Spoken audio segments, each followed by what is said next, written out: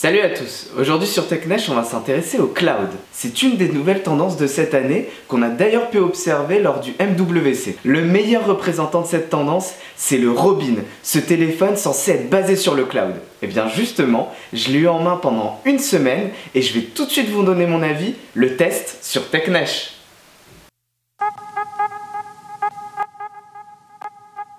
On commence ce test par les caractéristiques techniques du Robin qui ne sont pas son point fort. Il intègre un écran Full HD de 5,2 pouces, un Snapdragon 808, 3 Go de RAM, 32 Go de stockage et un appareil photo de 13 mégapixels. Pour le prix, il faudra compter 460 €, ce qui est cher quand on voit que des téléphones équivalents se trouvent à des prix bien inférieurs. Côté design, le Robin est une vraie surprise, il tranche radicalement avec les smartphones existants. Déjà, il est disponible en deux couleurs, dont une très originale, la couleur mint, celle que j'ai choisie évidemment, mais c'est surtout sa forme qui surprend. Il est rectangulaire tout simplement, il n'y a pas de côté arrondi, non, c'est juste un rectangle. Au bas de l'appareil on retrouve l'USB Type C, ce qui est le standard aujourd'hui, et la LED de notification, ce qui est un peu plus surprenant. Sur le haut de l'appareil on retrouve la prise casque. Sur la tranche droite de l'appareil on retrouve le bouton power qui fait aussi scanner d'empreintes digitales et le slot micro SD. À l'avant on retrouve sur le haut un speaker et l'appareil photo frontal.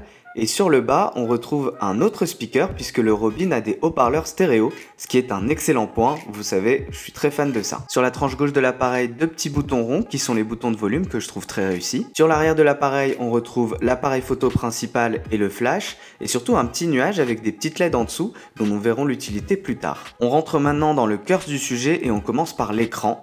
L'écran est très en dessous de ce que j'attendais. La luminosité est moyenne, les couleurs ne sont pas éclatantes, les noirs ne sont pas très profond, on est loin des standards qu'on peut trouver actuellement. Heureusement, Nextbit a eu la bonne idée d'intégrer des speakers stéréo, donc on se rattrape niveau son, même si on est loin de la clarté du son qu'on peut trouver sur le Nexus 6P. We have a mission for you.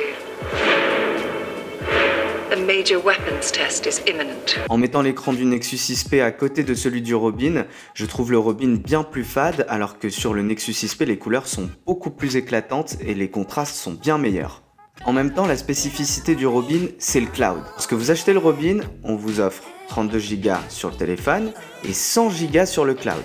Niveau interface, Nextbit a ajouté une icône sur l'écran d'accueil qui permet d'accéder aux applications archivées et aux applications épinglées, c'est-à-dire celles que vous ne voulez jamais envoyer sur le cloud. Pour épingler une application, c'est très simple, on slide vers le bas sur l'icône de l'application que l'on souhaite épingler.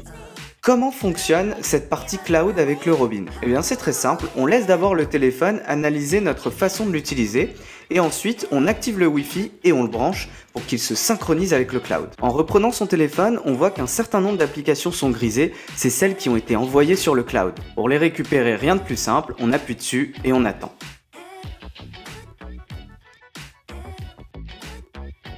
Et après un très long moment, l'application est de retour et surtout on n'a pas besoin de saisir ces informations d'identification puisqu'elles ont été sauvegardées sur le téléphone.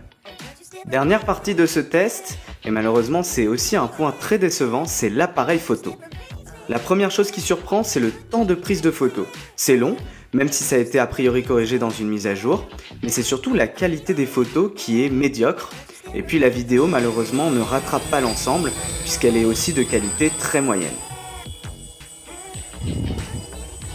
Quand j'ai reçu le Robin, j'étais content, déjà le design était atypique, il y avait beaucoup de choses qui me plaisaient, mais c'est vraiment, ils n'ont pas réussi à allier en fait cette partie cloud innovante avec une partie matérielle qui tient la route. Et c'est là où le Robin pêche, et c'est là où Nextbit va devoir faire mieux sur ses prochaines itérations. Bon, en même temps, c'est son premier téléphone, donc on peut pas trop lui en vouloir. Le test du Robin, c'est terminé. Si vous avez aimé ma vidéo, n'hésitez pas à mettre un pouce vers le haut en cliquant juste en bas de la vidéo, sinon faites-le moi savoir dans les commentaires. On se retrouve très vite pour une prochaine vidéo, mais en attendant, je vous dis à bientôt sur TechNesh.